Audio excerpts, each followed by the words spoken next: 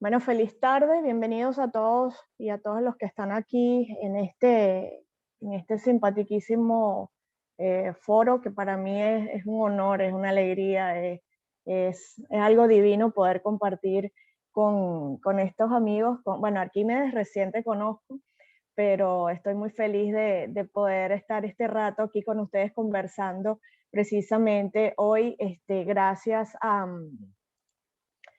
la Alianza para la Educación en Derechos Humanos, que como siempre haciendo estas actividades educativas, el poder conversar de una manera más fresca, de una manera pues más amena, más de tú a tú, por supuesto siempre tomando en cuenta pues esa huella de educar en derechos humanos y qué mejor manera que hacerlo a través de estos cineforos, ¿no?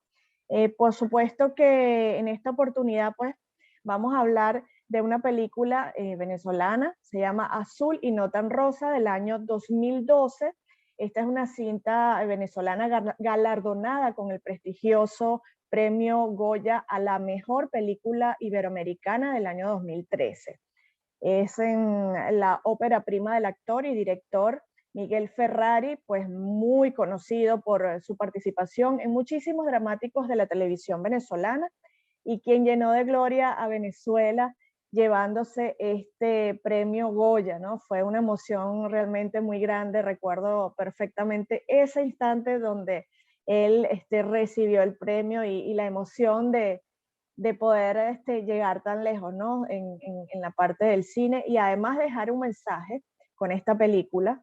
Y pues también él ganó el premio del público en el Festival Pink Apple en Suiza, igualmente en el Festival Face a Face en Francia, ¿no? Entonces, bueno, una película bastante galardonada, bastante comentada en su momento y que hoy traemos para conversar no solamente de la película en sí, sino de los derechos de las personas LGBTI. Así que, bueno, aquí estamos con estos panelistas de lujo. Estoy realmente muy contenta de estar aquí con Arquímedes Reyes. Él es comunicador social y activista ciudadano por los derechos sexuales y reproductivos, que me alegra mucho pues que la gente joven esté aportando desde el conocimiento, desde esa pasión que caracteriza a la gente joven, pero hacia la parte educativa, hacia comunicar, hacia hacer entender pues todas estas cosas y sobre todo que desde el respeto, ¿no? Desde el respeto y actividades de calidad. Por eso estoy muy contenta que Arquímedes esté aquí con nosotros y nos explique un poco también más adelante, un poco de lo que hace y de este activismo tan importante, que ya vamos a tocar ese tema ahorita.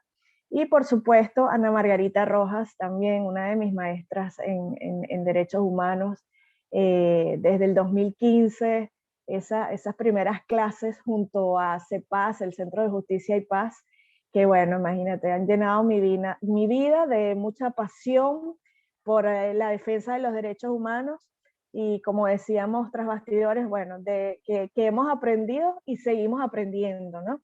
Entonces eso es lo bonito de estar aquí con ustedes hoy. Ella es activista por los derechos humanos en Venezuela, cofundadora de la organización Reflejos de Venezuela. Y quiero que por favor se tomen un momentito después que termine el foro y entren a esta página web porque hay muchísimo material importantísimo y que no solamente llega a la mente de las personas, sino al corazón. Es un trabajo arduo, es un trabajo maravilloso el que hace Ana junto a Elena, y de verdad que aprovecho la oportunidad para reconocerlo y para darle las gracias por existir, tanto a Ana como a Elena y a Arquímedes que hoy nos acompañan acá. Bueno, hablando un poco sobre la película, estábamos comentando tras bastidores que particularmente me llamó la atención de la sinopsis según cada país. La sinopsis de la película en España no, o sea, estamos hablando de la misma película, pero no es igual, no está redactada de la misma manera como puede estar redactada en Venezuela o comentaba Arquímedes en Estados Unidos que tenía otro nombre totalmente distinto.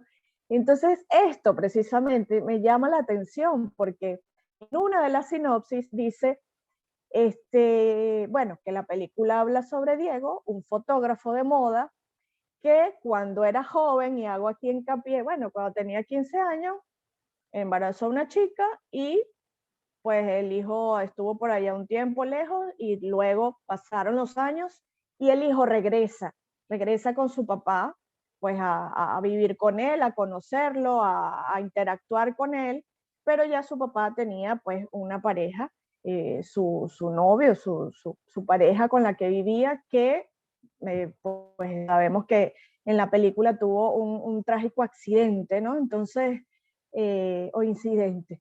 Y entonces vamos a hablar de todo eso, ¿no? Quiero que comencemos por ahí, Ana y Arquímedes, sobre este punto de vista, ¿no? De que me llamó tanto la atención el tema de la sinopsis de de esta película en distintos países. Cómo lo ven en cada país? ¿Cómo se ve esto en Venezuela? ¿Cómo se juzga, ¿no? Porque muchas veces, y vemos en las redes sociales el tema de juzgar a priori, de no discernir la realidad, ¿no? Y verlo con unos ojos más humanos, más apuntando hacia el respeto de todas las personas. Bienvenida, Ana. Gracias. Fíjate, ¿cómo se escribirá esa sinopsis el día de hoy? ¿Ya? Casi 10 años después. Entonces, también tendríamos que verlo, porque es otra Venezuela. No es la Venezuela cuando se lanzó Azul y no tan rosa.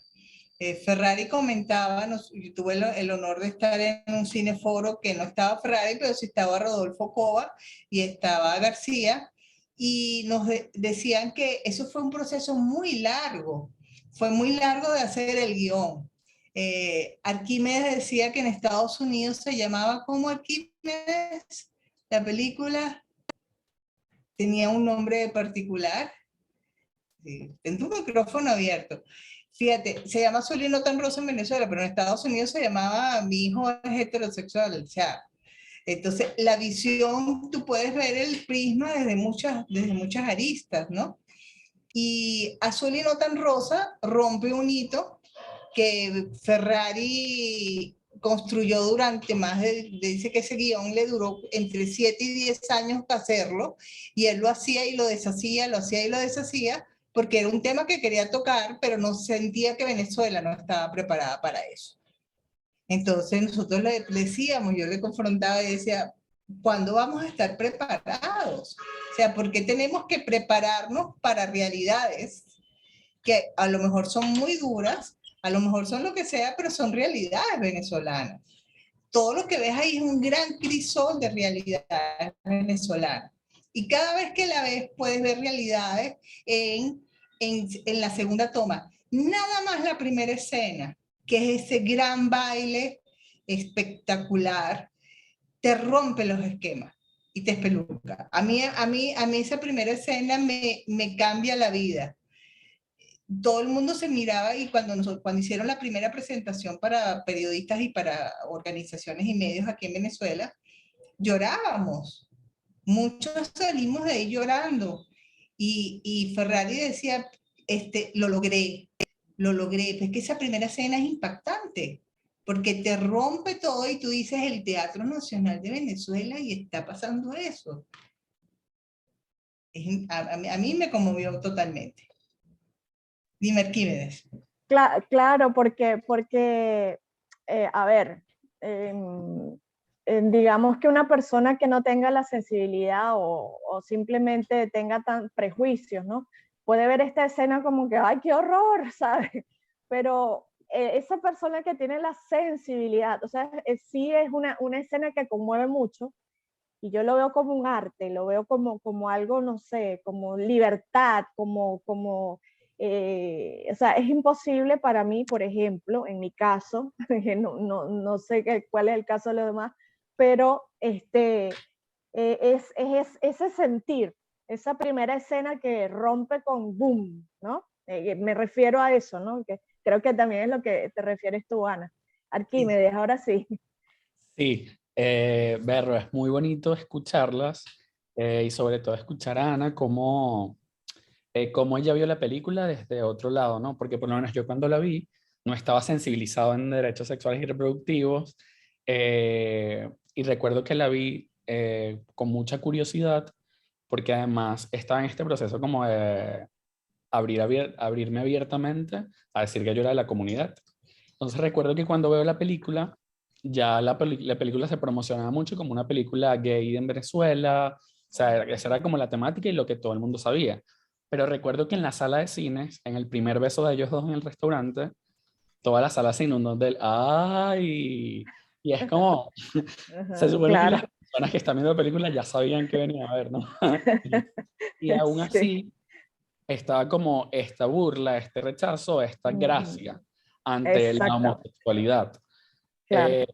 Entonces es como interesante, ¿no? Ver cómo personas que ya estaban sensibilizadas y cómo esta película les generaba satisfacción que se hiciera en el país, cómo les conmovía, pero del otro lado estaba también esa parte que veía la película quizás por curiosidad, quizás para seguir reforzando esa gracia y ese estereotipo, o personas que como yo, que estaban en la espiral del silencio con su orientación y querían referentes, querían Ujú. verse reflejado en algo, ¿no? No sé, eso Muchos sí. fueron, Arquímedes, ojo, ¿qué sentiste? O sea, ahora que estás comentando esto tan personal y de verdad que agradezco mucho la confianza y me conmueve bastante todo lo que estás comentando. ¿Qué sentiste? ¿Sentiste miedo? O sea, porque es importante Estaba que la nervioso. gente, Sí, sí, claro, sí, sí. que las personas comprendan desde el otro lado qué se siente. Claro, claro. ¿Por qué? ¿Por qué lo digo? Porque en Venezuela venimos del eterno chiste por todo. Entonces, por muchos años hemos normalizado el chistecito, entre comillas, pero ese chistecito va doliendo y va haciendo mella en esas personas que están pasando por ese, bueno, salgo, no salgo, lo digo, no lo digo, qué va a decir mi familia. Y obviamente aquí me parece súper importante lo que dice Ana Margarita, no es lo mismo hoy que hace 20 años o que hace 40 años, o sea, es totalmente distinto. Sin embargo, sí. todavía existen los prejuicios y todavía vemos las batallas campales en redes sociales, las faltas de respeto y bueno, muchas veces también el no comprender que son seres humanos iguales que nosotros, todos somos personas, nacemos libres e iguales y todos sentimos y todos Fíjate, tenemos fíjate, miedo. algo importante, algo importante. Arquímedes, no sé qué edad tendrías tú en ese momento. Mucha gente fue así como un paso sutil para ser un público más y que nadie se diera cuenta y nadie se diera cuenta que yo estoy saliendo del closet con esto. Totalmente, totalmente. Pero está esas primeras escenas que son son sutiles, son artísticas, Claro. pero primero está el primer choque, que es el crimen de odio. Ajá. Y ese crimen de odio rompe ese idealismo de ser lo que ser. Yo te lo digo porque nosotros íbamos de la mano en los años 80 y no es lo mismo que ir de la mano ahorita, como pareja. Entonces, ese idealismo se rompe con el crimen de odio. El crimen de odio transversaliza toda la película. Llega un momento que se olvida cuando aparece el hijo y todo, pero a veces nos olvidamos que el crimen de odio es el tema central de la película Total. y todo lo que pasa alrededor de esos crímenes de odio. Este muchachito que hizo el crimen, que era de los movimientos fascistas, los que llaman los motonetas, que llamábamos nosotros, los de Caramelito Berenguer en los años 80, los fascistas de Venezuela, las cabezas rapadas de Venezuela, olvidamos que el jefe de ese movimiento fascista en Latinoamérica es un venezolano. Entonces, hay cosas que están que si uno se queda en la espuma, es espuma y puede parecer pura, ¿qué película? Me tocó la película, voy a verla 2 veces. Pero cuando uno se mete en la profundidad de la película y la vuelve a ver y la vuelve a ver y vuelve a coger sutilezas de lenguaje o de diálogo, de cómo el muchacho agarra a la chica atrás y le enseña a bailar, o algo que a mí me dolió muchísimo en la escena final, y déjeme irme al final, cómo Delirio se operó y cambió su género porque su amor era otro hombre y la única forma que la amara era siendo mujer, y a lo mejor ella no quería ser trans, pero lo hizo por amor. Entonces, hay muchas cosas en el lenguaje que están muy manejadas sutilmente, pero cuando escarbamos en ellas y nos vamos a la profundidad, aparecen cosas maravillosas. Eso que en Estados Unidos se llama mi hijo heterosexual, porque la visión es desde la familia. Exacto. Y el muchacho metió la pata a los 15 años. Explorando nuestra sexualidad, cualquiera pudo haber metido la pata y se ha dejado embarazada, pero él nunca fue irresponsable con su hijo durante la película. Que no haya vivido no significa que no fue padre. A eso También quería ir, a eso quería ir, que eso no sea tomado o como que fue un irresponsable, porque no lo fue. O sea, él asumió, bueno, es mi hijo, aquí está. Y así muchísimas parejas que conozco que han adoptado o han tenido sus hijos y son los padres más bellos del mundo en cuanto a responsabilidad, al amor, a todo. Y por eso es que evitar los prejuicios, ¿no? Justamente en esto, ¿no? Por eso fue que me llamó tanto la atención, o sea, cómo lo ponen, como que lo ponen en esa sinopsis particular que leí, bueno, metió la pata a los 15 años, qué horror. Entonces, claro, estamos hablando de una adolescente donde pasa de todo. ¿cuántos familiares nuestros nos metieron la pata a los 15 años? Sí, Es uno más de muchos, por sí. ignorancia y porque no tenían, como Arquímedes podría explicar, educación sexual. O sea, la educación sexual no es una visión heterosexista. La educación sexual se tiene que transversalizar a todos. Exactamente.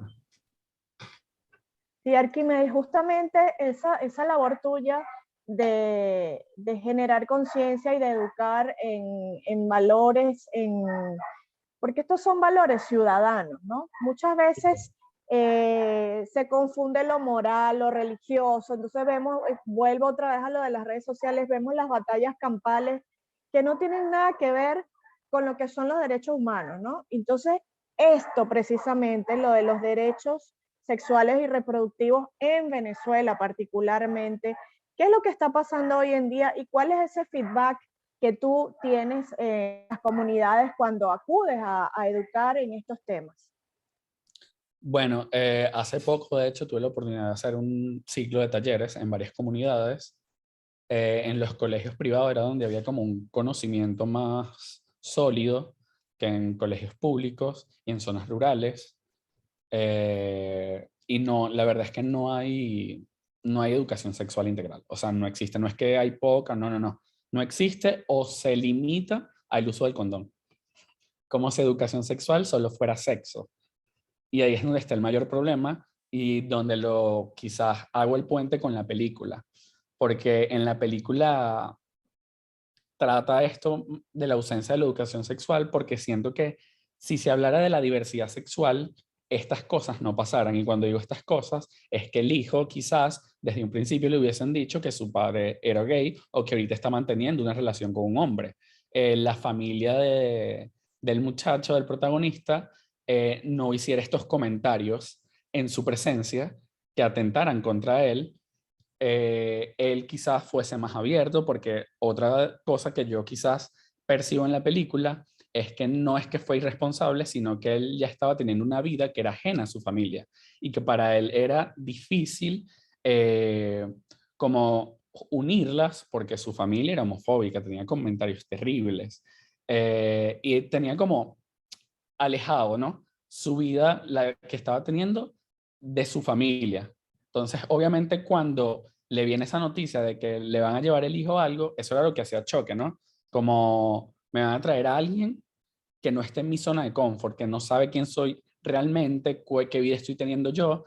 Y no es que no quería ser responsable y no es que no quería a su hijo, porque él aceptó a su hijo, quería a su hijo, pero simplemente la vida que estaba Pero es, teniendo era ajena. claro, porque es como que te mueven la mata, como se dice en criollo, te Exactamente, mueven la mata y tú ya va, tengo que empezar de cero, tengo que explicar esto, cómo lo va a tomar, o sea, es exactamente, una disyuntiva, es algo muy, muy emocionalmente, pues es fuerte. exactamente. Y es algo que siento que se puede atacar con educación sexual, con la formación de la diversidad sexual, de hablar no solo de personas heteros, no solo de relaciones heteros, sino hablar de orientaciones sexuales, identidad de género, hablar de todo eso, de todo ese paraguas, eh, para tener en cuenta desde muy pequeños que existen más personas diferentes a nosotros o iguales que nosotros, simplemente de distinta orientación, de distinta identidad, pero que son personas igual. Siento que todo este problema que se presenta en la película, toda esta problemática que se presenta, se podría atacar con educación sexual. Y es lo que precisamente se busca hacer con los talleres de educación sexual integral en las comunidades. Y Arquímedes, ¿qué barreras consigues cuando vas, por ejemplo, a una institución pública o a una privada, desde la dirección, desde los maestros? Porque a veces hay como mucho freno, mucho, mira, cuidado, no digas esto, no digas aquello. Y yo creo que ahí también hay un problema que es importante, ¿no? Porque No imagínate, saques el condón. sí, sí, bueno, sí. actualmente nos pasó algo en un colegio de Petare, en el Llanito, que berro a mí me marcó. Y fue porque desde un principio como que no se negaron a que diéramos la charla, pero cada cierto tiempo entraba como el director a, mira, pero, ¿sabes? Estas palabras y palabras como pene, vagina, o sea, las cosas hay que llamarlas por su nombre. Entonces, el taller fue muy interrumpido. O si no, se paraba la profesora, que era como la responsable o la encargada de que llegó el taller allá, o sea, que hizo como el enlace con nosotros, y la profesora estaba nerviosa. Y ella nos decía, a ver, es que ya me levantaron 2 actas por estar dando esta charla aquí en el colegio. Una charla que simplemente hablaba de ciclo menstrual, de salud menstrual, de violencia basada en género, de diversidad sexual, la daba con otra compañera. Y, y eran términos normales, o sea, de verdad, era una charla bastante normal, pero el director estaba con esto. Nunca hubo como un no rotundo, pero sí muchas interrupciones. Muchas interrupciones y el miedo de la profesora. Eh, lo último así, cuando ya estábamos como terminando el taller, de repente entraron 2 policías al salón de clases. Y berro, yo me quedo así como berro. Y los policías dicen, no, tranquilos, no se preocupen que nosotros siempre hacemos esto. Y es como berro, yo no creo que un policía esté entrando a un colegio de primaria a ver qué están haciendo. Sí, Sí, mira, claro. yo creo, yo con respecto a eso, que quiero hacer un comentario y Gabriel estaba dejando ahí una pregunta también. ¿Cómo podemos incluir el tema en la educación? Yo creo que a veces sectorizamos tanto, vemos más las diferencias que la coincidencia. Sí, Entonces, caracterizamos tantas las diferencias que hay en cada particularidad, ella es lesbiana y es trans, que olvidamos amalgamarnos y ver cuál es nuestra coincidencia. Y desde la perspectiva de derechos humanos y desde la perspectiva de educación, lo que nos une son los valores. Entonces, más allá de educar sobre sexualidad y nuestra sexualidad, tenemos que construirnos como personas y tenemos que construirnos como personas con valores, porque no es lo que implica el hecho sexual o físico de claro, una necesidad sexual o no, sino de llegar responsablemente al hecho sexual, de ser responsable de las consecuencias que pudiese acarrear, de ser responsable de tu cuerpo y de respetar tu cuerpo. Entonces, yo creo que nosotros tenemos la sexualidad transversalizada y te lo digo desde el punto de vista de una persona lesbiana, que una de las cosas que más nos molestan, y en este junio detesto el mes del orgullo. Discúlpenmelo, los que están presentes. Lo detesto porque parece que uno nada más fuera gente el mes del orgullo, pero porque todos los periodistas quieren sexualizar nuestra condición. Entonces la pregunta es la misma. Entonces ya le dijimos a 3 periodistas, no te vamos a dar entrevista. ¿Pero por qué? Yo quiero saber la pareja. Ya, mira, esa historia, revisa los archivos digitales, eso la han contado 58 veces. Mi hijo, toda esa historia se la sabe todo el mundo. O sea, tú me sigues buscando porque yo soy lesbiana, no porque soy persona, no porque soy emprendedora, no porque soy educadora. Tú estás sexualizándome y me estás estereotipando de una manera tal que ya no me da la gana. Entonces, eso es lo que pasa a veces.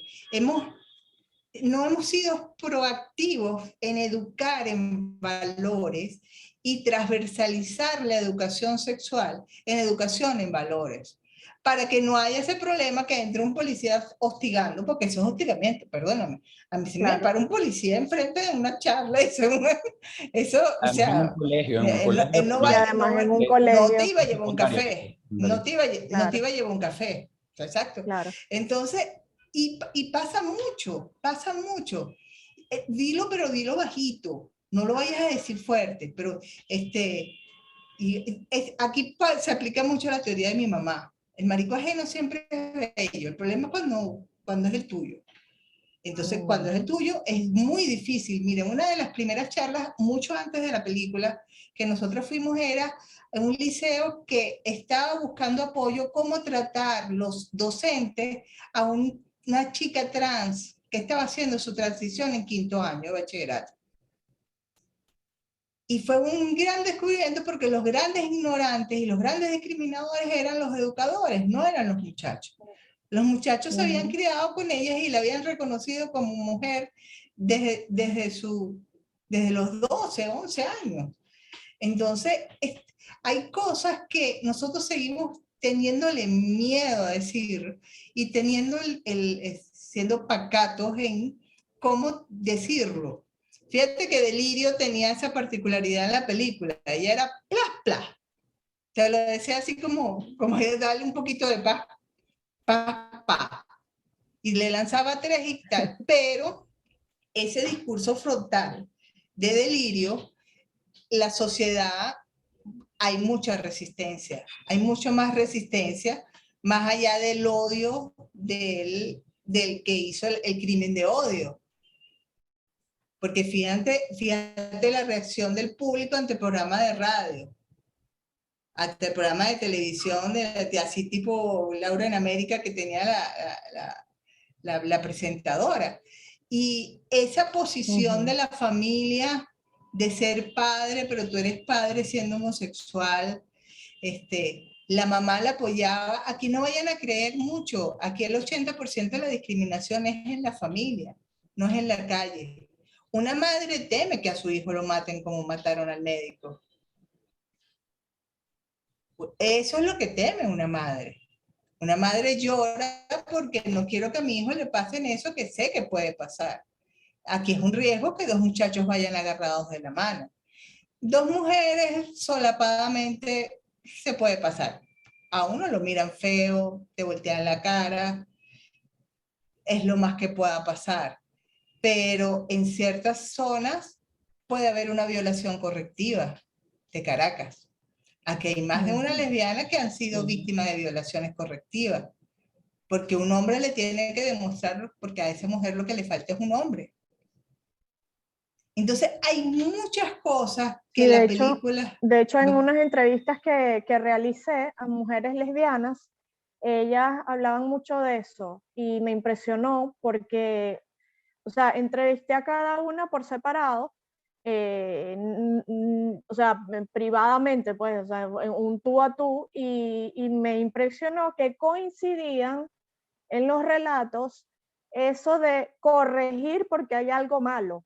Entonces, y sobre todo en las familias que son muy, muy religiosas, muy, digamos, chapadas a la antigua, que obviamente muchísimos venimos de ahí, muchísimos venimos de violencia, venimos de de esto no se hace, porque esto es malo, pero nunca te dicen por qué es malo y al final no es nada malo. Entonces, yo, por ejemplo, recuerdo esa primera charla de educación sexual, parecía un stand-up comedy, o sea, es una cosa que fue un bochinche desde que empezó hasta que terminó y al final, como dice aquí, bueno, ajá, usen condón y ya.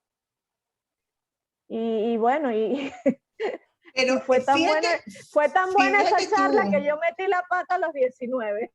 fíjate tú que hay varias cositas así. Cuando hablamos de educación sexual y hablamos de nuestra sexualidad, los LGBT nos autodiscriminamos. Hay muchos temas que como población vulnerable ese valor agregado nos lo quita.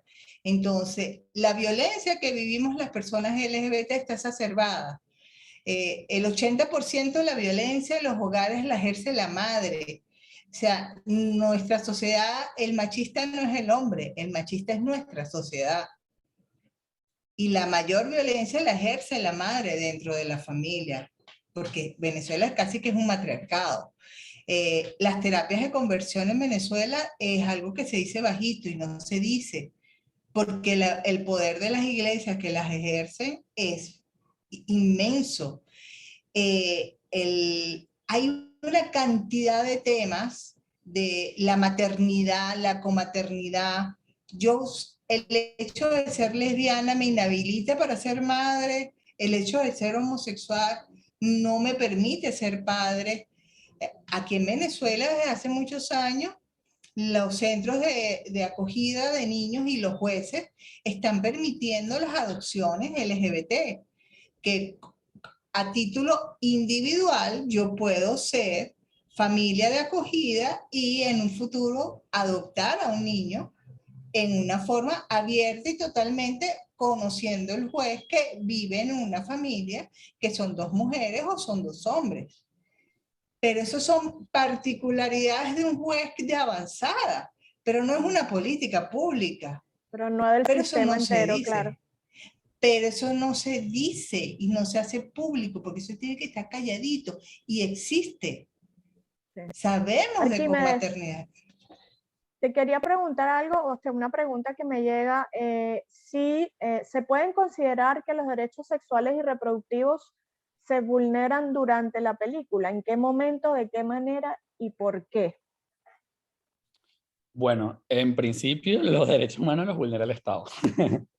Es como el mayor. Aquí en la película yo hablaría más de discriminación, discriminación por desconocimiento, por odio, bla, bla, bla, bla, pero sobre todo discriminación.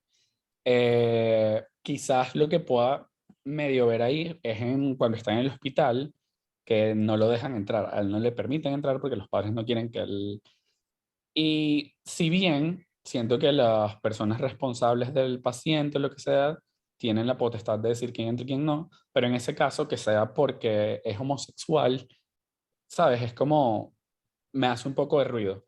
No sabría decir hasta qué punto es también como responsabilidad del hospital o del sistema de salud en permitir ese tipo de cosas, o hasta qué punto es también como, ¿sabes? Solo responsabilidad de los representantes del paciente.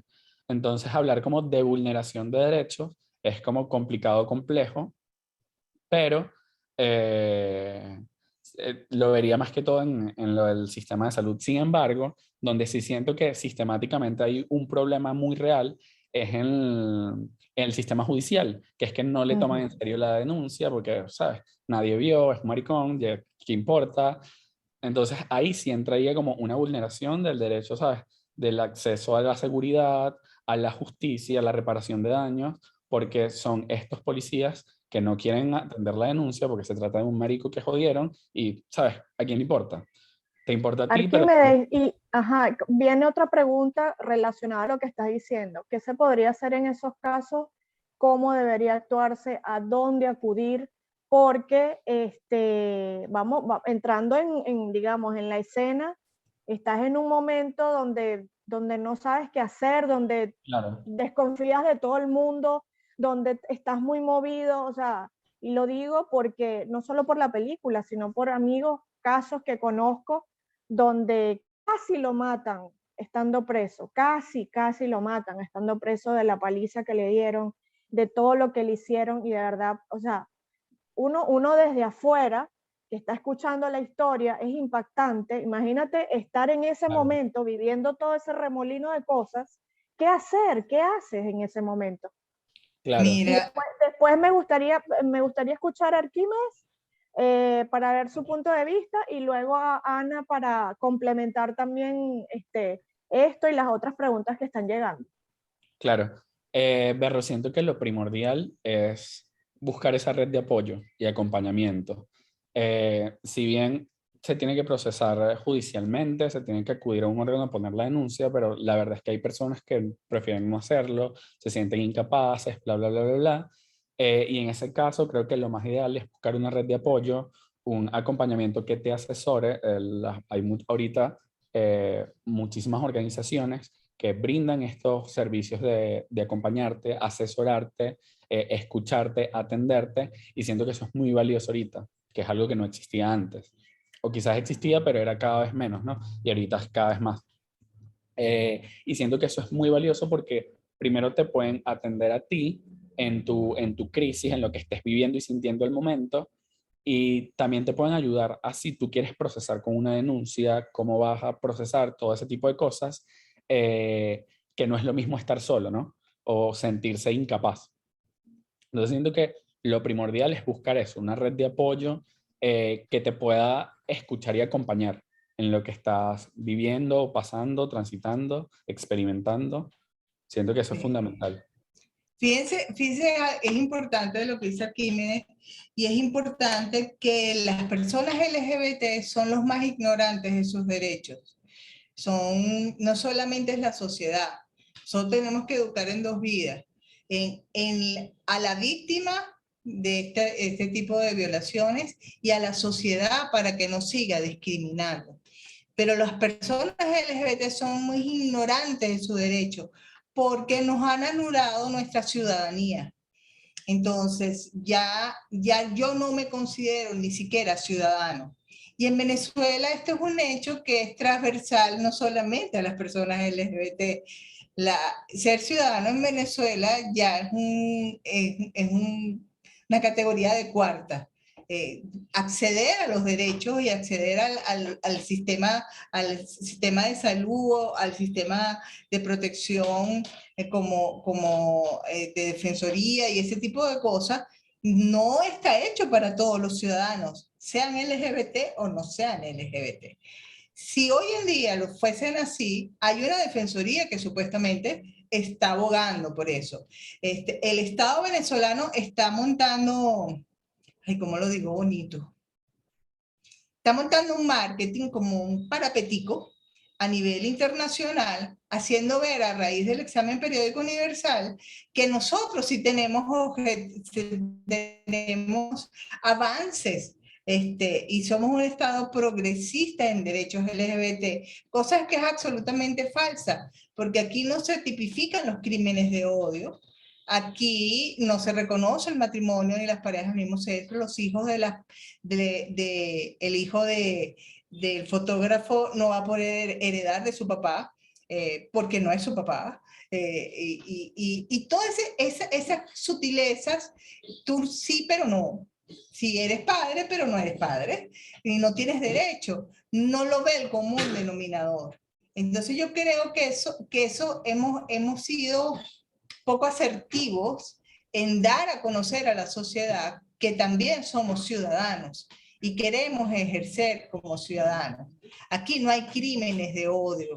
Claro, Aquí porque son ciudadanos que pagan impuestos, que van a la universidad, que van al colegio, que dan clases, porque entonces se estigmatiza y se generaliza en que, bueno, todos los homosexuales son peluqueros, y no es así. O sea, hay entonces, John, sí, profesionales maravillosos, yo le personas llamo, espectaculares. sí, yo le llamo la poesía legislativa. No te voy a discriminar por orientación sexual, identidad y expresión de género, y eso sale transversalmente y poéticamente queda muy lindo, pero como una herramienta legal no me sirve para nada. No me sirve para nada. porque con eso no me como nada, no puedo ir a una defensoría, no hay una ley, no puedo ponerle una multa a fulano porque me discriminó, no puede ser resarcir mi condición o si fui hostigada, si fui perseguida, el Estado no me retribuye nada, entonces no soy ciudadana. Fíjate, por atrás Luz preguntó lo de delirio. Sí, lo de delirio es un interrogante que a mí me quedó al final de la película. Si era verdaderamente una persona trans o se hizo trans, sea lo que fuera, fue por su decisión. Y ella fue lo que quiso ser, sea por amor o no sea por amor. Era lo que quería hacer. Estaba enamorada de ese hombre y ese hombre era homosexual. Y esa es una de las interrogantes que queda al final de la película. Pero sea lo que fuera a ser, sea drag, sea su expresión de género, su identidad, fue lo que quiso ser. Y era bien, estaba bien parada ella. Y por acá Luz también nos dice la parte esa de crímenes de odio. Y sí, es totalmente de acuerdo con ello. No es un problema que me acepten. O sea, esas son dos palabras que yo tengo que hacer una campaña y Carla lo sabe. No me usen la palabra tolerancia y aceptación. A mí nadie me tiene por qué tolerar o aceptar nada. Porque esas palabras son las que usan políticamente el discurso discriminador. Yo te acepto esto y yo te tolero hasta acá. O sea, como dando permiso.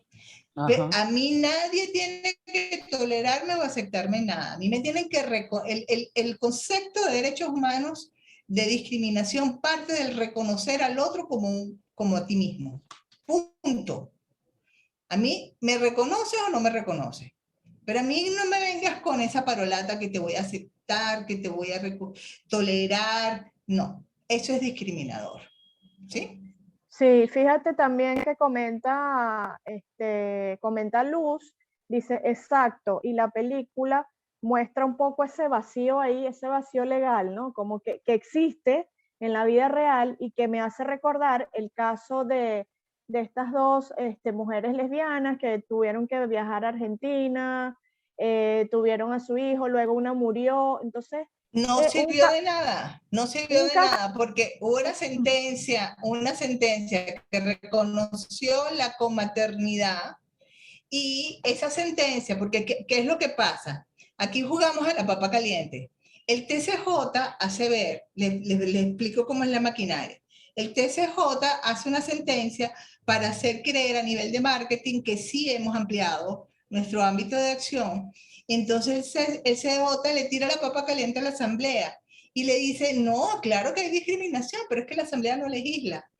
Entonces, ¿qué dice la asamblea? No, pero es que el TCJ no sentencia. Entonces se tira la papa caliente y la sentencia de Melgiri y el IMAR, lo que pasó es lo siguiente. Se reconoció la comaternidad del hijo, se tenía que registrar al hijo porque el hijo era heredero de la que falleció, no los padres de ella, sino su hijo, y el registro civil no lo reconoció. Eso es como dicen ahora, usted se puede cambiar el nombre. Mentira, nadie se puede cambiar el nombre. O sea, hay todo un marketing que hace un ideario y da una sensación. Ahora tenemos CENESEC igual que Cuba. Ya va, espérame. O sea, ¿para qué? Discúlpame, yo no sé si el CNC no ha hecho nada en Cuba. La recomendación de Cuba en el EPU fue que sigamos avanzando en políticas públicas, en el informe del examen periódico universal, pero perdóname, ¿cuál avance? Ubícame, ya va, ¿en qué país estoy? O sea, ¿qué me están diciendo? Entonces, es una gran charada que va más allá de una película, pero nos quedamos en la espuma, lamentablemente. Arquímedes, otra pregunta para ti. ¿Dirías que la realización y promoción de esta película ayudó a promover los derechos humanos de las personas LGBTI? Sí, o sea, y depende, ¿no? yo siento que en su momento, sí, para el momento en que se realizó la película, que todavía había como mucha desinformación, no se hablaba tan abiertamente de esto, sí siento que se promocionó los derechos de las personas LGBTI. eh, sí, totalmente de acuerdo. Sin embargo, algo que quería decir, que antes de que se me vaya, es que luego de ver esta película, bastante sensibilizado, algo que siento que siempre se escapa y que siempre se deja atrás de la película, es como también retratan o representan la violencia contra la mujer a través de este personaje, de la amiga de él, que era una persona que cada rato, cada vez que llegaba tenía un golpe, era de la pareja, esos comentarios revictimizantes que siempre le hacían, eso es una realidad. Y en su momento yo eso no lo, o sea, yo me quedé fue con la historia de Fabricio y el esposo. Y siento que la película se enfoca en eso y todo el mundo deja a un lado este problema que también es muy real y que también está como siempre presente en la película, que es esta mujer a cada rato siendo víctima de violencia por parte de su pareja. Y que viéndolo ahorita es como verlo, que fea este personaje también, que realidad tan dura y es una realidad que seguimos viviendo, ¿no? No sé, siento que eso también es full importante rescatarlo. La película tiene como muchos discursos Sí, sí. simultáneos. Hay muchos discursos, parece como una gran partitura, por eso es que la verdad es que hay que felicitar a Ferrari y a cómo fue desarrollando cada discurso y darle esa ponderación, porque a veces sutilmente a primera no lo vemos, no lo percibimos así. Pero está ese discurso de la discriminación de género, está el discurso del machismo, de cómo se maneja en la casa el asunto, cómo el abuelo empieza a tratar a su nieto como macho para que no sea como su papá. Cómo se Está el abordan estos temas discurso en televisión. Está el discurso de la televisión, está el discurso como la familia del médico trata de hacer lo que hacen toda la familia. Todo es mío, tú no eres nada, tú no eres nadie, y es una de las protecciones mayores que tenemos las personas LGBT cuando nuestra pareja muere. Eh, Tenemos el discurso del hijo que quiere simplemente ser reconocido por el padre y que descubre su sexualidad y que la quiere descubrir ampliamente y sanamente. Y fíjate que también eso se lo reivindica como padre y ese reencuentro que hay al final del hijo con el padre. Hay muchos discursos que son paralelos. José, no sé qué, José estaba ahí calladito, José Guevara, amigo. Hay muchas cosas que a veces no vemos por la prontitud de Claro. ver la película. Incluso Pero de la autoestima, porque también presentan este problema del hijo, de que no se aceptaba a sí mismo porque tenía dismorfia corporal, no le gustaba verse al espejo, él mismo se rechazaba, y eso también es un discurso muy valioso de la película. sí, sí, a mí me llamó mucho la Claro, atención. porque Fíjate que la película tiene como un poquito de cada cosa, ¿no? Sí, Y sí, sí. claro, como sí, volviendo al principio, es como que esa persona con sensibilidad se va a notar todos estos detalles, ¿no? Lo que decía Exacto. Arquímedes, bueno, al principio él no tenía conocimiento sobre los derechos humanos y todo esto, y pudo haber quedado como que linda la historia, que románticos se querían, pero justamente para eso es que hacemos estas actividades, ¿no? Para ir un poco más allá del entretenimiento, de la historia romántica, sino también pues de esa parte que nos deja la película, qué podemos decir de esto, cómo relacionamos esta historia que cuenta tantas cosas al mismo tiempo con la realidad venezolana, por ejemplo. Un caso como el de esta pareja que fue impactante y como dice Ana, ajá, ¿y qué pasó después? O sea, ¿en qué quedó? O sea, ¿cuántos años tiene, por ejemplo, Tamara Adrián peleando su nombre? Es una cosa 18, que bueno, fíjate, 18 años. fíjate. Fíjate tú una cosa que pasa con los crímenes de odio. Hace como 14, 15 años hubo un caso de una chica trans que fue lapidada. eso no tiene otro nombre, por vecinos en Prado de María. La lapidaron y la chica trans estuvo agonizando como 4 horas en la vía pública. ¿Tú crees que alguien la auxilió? ¿Que algún ente del Estado fue y la socorrió? ¿O algún vecino? ¿No? Ella agonizó durante más de 4 horas en la vía pública después de haber sido lapidada. Las muertes de las personas trans en Venezuela son decapitaciones o desmembramientos o cuestiones tan insólitas en la frontera venezolana, porque este es un tema que la guerrilla lo toma desde el punto de vista religioso y de político, y grupos como las Águilas Negras, tú sabes que si era homosexual o era trans, depende de la forma de la muerte, si fue empalado, si fue colgado o si aparece en el río. Entonces, es todo un discurso que el común denominador de la sociedad y de los defensores de derechos humanos lo desconocen, pero que es muy cruel y que hoy por hoy no tiene respuesta. ¿Por qué? Porque no hay legislación. Simple. Claro, y Porque no. precisamente desde ese dolor, Ana, ese dolor de estar en esa posición, siempre de sentirte atacado, juzgado, de que simplemente no te aceptan, de burlarse. Hay una chica trans que sigo que recibe muchísimos mensajes privados donde la atacan y la atacan y la atacan y la vuelven a atacar, y es una cosa loca todos los días.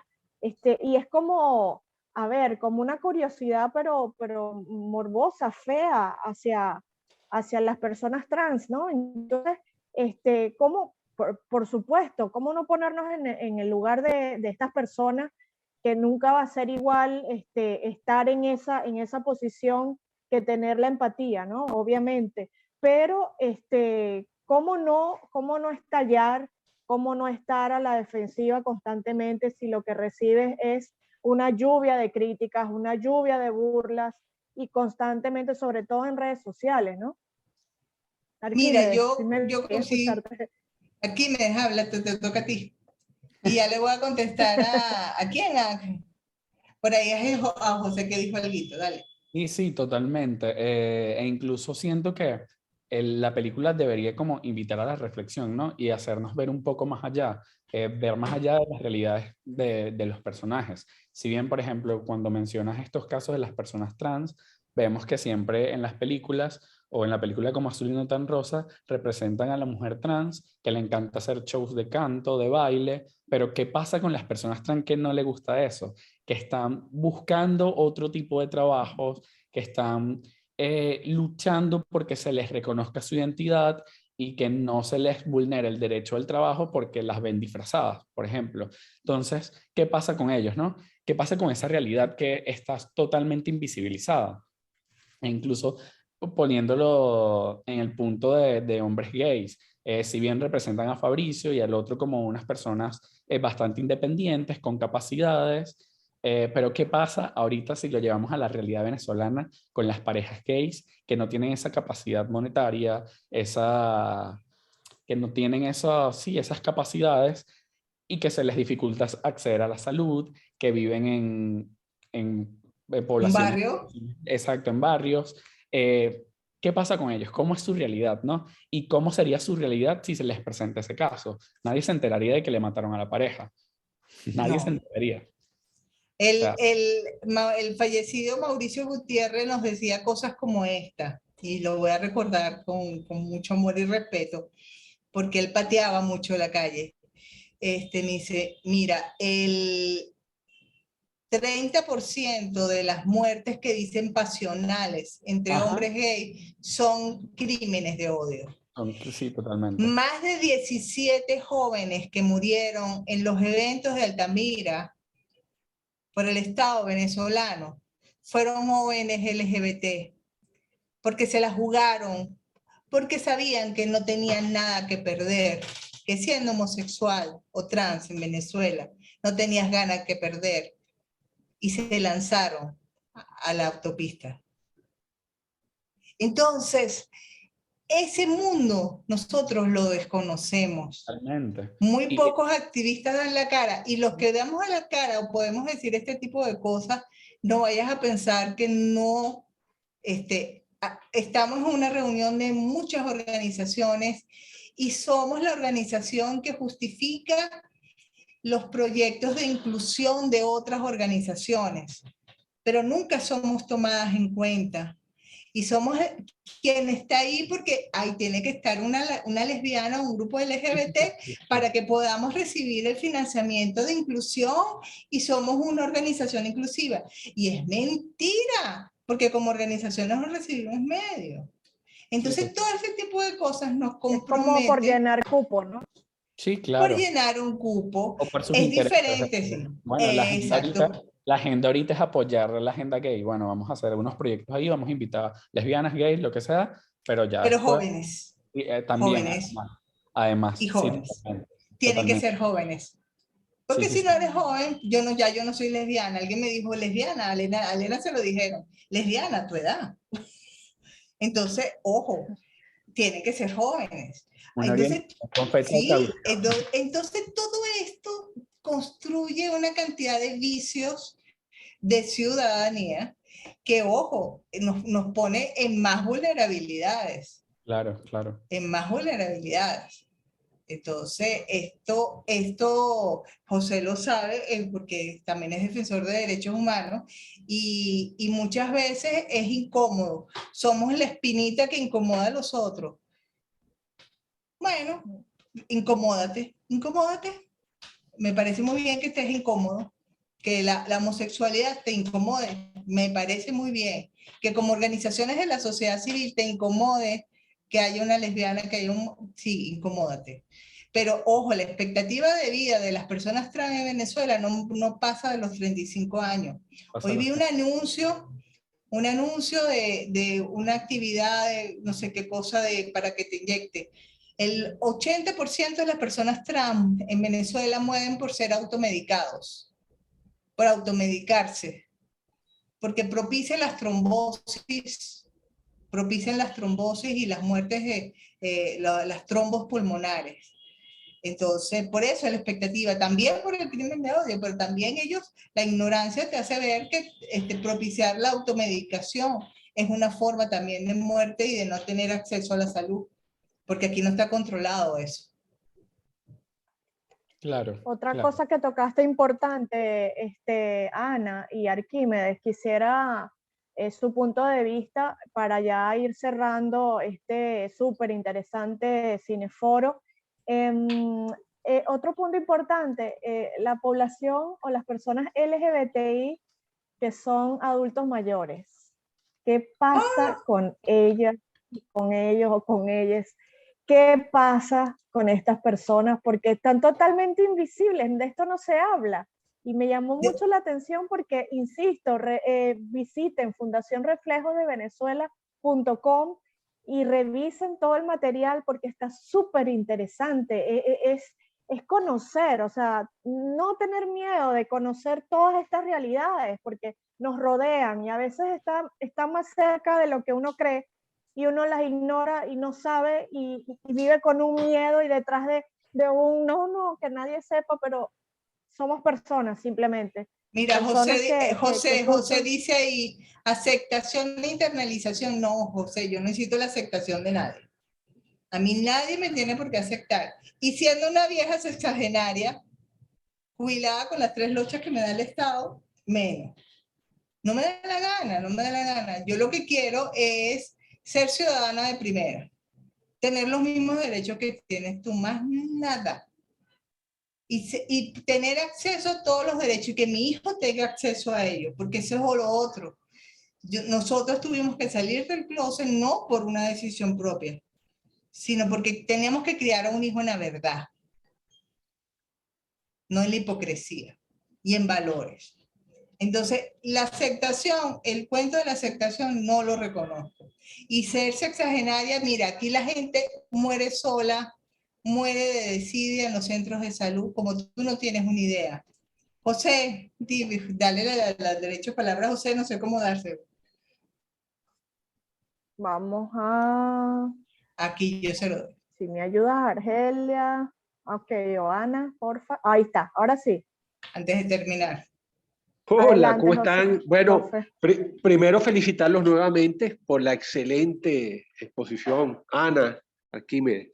Me refiero, Ana, cuando yo hablo de aceptación, me refiero es que generalmente las normas, tú puedes conocer una norma y no compartir la norma. Es decir, tú de repente conoces, incluso puedes ser académicamente una persona sólida, pero tú no compartes los valores que están incluidos en las normas. ¿Ok? A eso es que yo me refiero. En pocas palabras, las personas tienen que compartir los valores que están relacionados con los derechos humanos. Porque si no compartes los valores, pues en la práctica no podrá haber una aplicación efectiva. A eso es que me refería. Ahí está la educación que decimos nosotros, porque si yo voy a educar en honestidad, solidaridad, en los valores que nos hacen comunes a toda la humanidad y que fueron la cuna de los derechos humanos, mi familia, mi sexualidad no tiene nada que ver. Yo fui educada en valores por mis padres heterosexuales. Claro, Y claro, fui claro. educada con los mismos valores que Sí, tú. sí, por eso quería precisar eso, porque en definitiva muchas veces nos quedamos en lo académico y las personas no se identifican con las normas y por eso no tienen vigencia efectiva. ¿No? O no reconocen que tenemos los mismos valores que puedas tener tú. Bueno, también, evidentemente. Muchas gracias, Ana Arquímedes. Gracias, profesor, por su intervención. Y bueno, ya 5 de la tarde vamos a ir cerrando con pues una conclusión de la película, de la realidad venezolana y del trabajo que tanto Arquímedes como Ana están haciendo en Venezuela junto a muchísimos venezolanos que están en situación pues, de vulnerabilidad y que, a ver, algo que rescato de lo que dijo Ana, no solamente educar dentro, sino afuera, alrededor. Por eso es que siempre digo, bueno, yo estoy donde estoy y estoy educando y estoy sacando Claro. temas y estoy en una cola y sale un tema de violencia de género y me deja a mí comentando sobre la ley, por ejemplo, y la gente se impresiona, ¿qué? ¿Y eso existe? ¿Y eso es un delito? ¿Y esto? Entonces, es impresionante ese feedback. Por eso quería que cerráramos con esto, ¿no? Incluso, Con esta, desde tu activismo, Arquímedes, y luego, Ana, desde tu activismo y tu trabajo. no, sí, rescato mucho lo que dices, porque incluso es una actividad que deberíamos empezar a hacer incluso en nuestra casa. No reírles los chistes, no me da risa por esto, esto, esto, esto y esto, y hacer que, ¿sabes? Ponerle un parado, ¿no? Siento que sí, podemos hacer, incluso no siendo activistas, siendo personas sensibilizadas, personas que nos interesa, que se respeten a los demás, podemos hacer este trabajo de incidencia en nuestros espacios.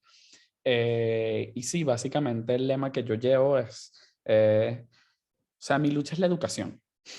Si hay que luchar, luchar es educar. Y sí, y eso es lo que yo hago, ¿no? Y lo que trato de hacer. Sobre todo a adolescentes, jóvenes, para que ellos, a medida que vayan creciendo, vayan llevando este conocimiento y no solo se quede con ellos, sino también lo vayan multiplicando y replicando. Mira, yo creo que nosotros tenemos un lema que es ganando espacios dignamente. Poco a poco, fuerte, la palabra lucha también me crea un poco de ruido porque la gente se siente confrontada. Cuando hablamos de este tipo de gente, la gente cree que estamos imponiendo y estamos Sí, homosexualizando totalmente. a la sociedad. Y no, simplemente estamos reconociendo que el 2% de la población puede ser trans, el 1,5% puede ser intersex, entre el 10 y el 12% pueden ser homosexuales y lesbianas, el 7% puede ser bisexual y y no binario queer está un 5. Si sumamos todos esos porcentajes, pasamos de los 20. Pero es muy difícil reconocer ese 20% en la sociedad. ¿Por qué? Porque creen que somos diferentes. No, tengo los mismos valores que tienes tú. Soy educadora, soy honesta, soy emprendedora, pero sí, soy lesbiana y tengo un hijo. Y tenemos un hogar más que una familia. Entonces, eso hay que deconstruirlo en la sociedad y construir nuevos referentes. Y no confrontar a la sociedad, sino ir de la mano, Ir de la mano, ser, totalmente. ganando espacios Exacto, dignamente. totalmente. Reflejo de Venezuela, como dijo Carla, están todas las redes sociales y está la página web a su disposición y está el call center. Sí, de verdad es un espacio maravilloso, un espacio totalmente seguro para todas las personas, incluyendo también a los que pues no somos LGBTI, no somos heterosexuales, pero nos interesa apoyar desde esa educación, desde valores, desde esa parte humana, que es lo que particularmente en mi caso pues me interesa, porque también vemos muchísima confrontación en redes sociales. Tú Y tienes eso más me valor que entristece. cualquier LGBT, porque tú no eres la causa, tú eres parte de la causa. Por eso que Sí, tú sí. tienes mucho más valor y te felicito, Carla, por esta iniciativa. Gracias a ustedes por estar junto a nosotros. Gracias, Arquímedes. No, gracias a Bueno, ustedes por la ya, invitación. sí, sería súper interesante volver a estos espacios ya presencialmente, porque hemos estado 2 años encerrados y haciendo todo virtual, que no le quita mérito, porque ya son pues ya 2 años que seguimos educando, buscando la ventana, buscando el Zoom, buscando las herramientas para poder estar allí y seguir conversando de estos temas que son súper interesantes, que no pierden vigencia y que por supuesto es importante para crear una sociedad mejor desde todo punto de vista. Así que pues damos por finalizada esta actividad. Me gusta esa recomendación, lo que está diciendo Ana, vuelvan a ver la película pero con otros ojos y se van a dar cuenta de muchísimos detalles que tal vez al principio no se dieron cuenta. Por eso yo decía, bueno, la vi 2 veces, la quiero volver a ver porque sí, sencillamente la ves. ¿Cuántas? 7. Ana la vio 7. No, la he visto como 15 veces. Imagínate. Arquímedes, ¿cuántas veces has visto la película? Yo la he visto como 4 o 5 veces. Imagínate, bueno. Y cada vez que la ven, yo apuesto que hay algún Sí, de detalle hecho que les llama la atención. yo la vi ayer y me sorprendieron varias cosas. Sí, sí. Importante, qué importante. Bueno, llegamos al final. Quiero agradecer, como siempre, a la Alianza para la Educación en Derechos Humanos, la participación de ustedes, Ana Margarita Rojas, de Fundación Reflejos, Arquímedes Reyes, también, pues, excelente tu labor, excelente que tengas esta sensibilización, te siento muy pleno, muy feliz de hacer lo que estás Sí, me haciendo. gusta Y muchísimo. eso es muy importante para todos. Sí.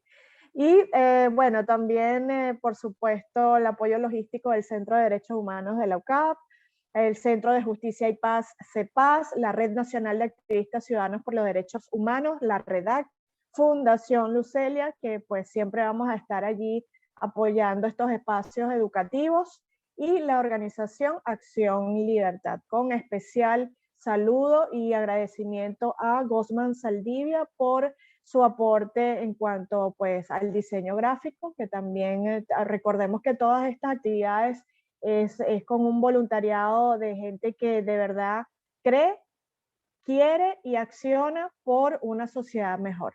Así que bueno, gracias, me despido, un abrazo y ya estamos pendientes entonces en @alianzaedh para los detalles de esta actividad. Vale, hasta luego. Cuídense, un placer. Gracias. Hasta luego.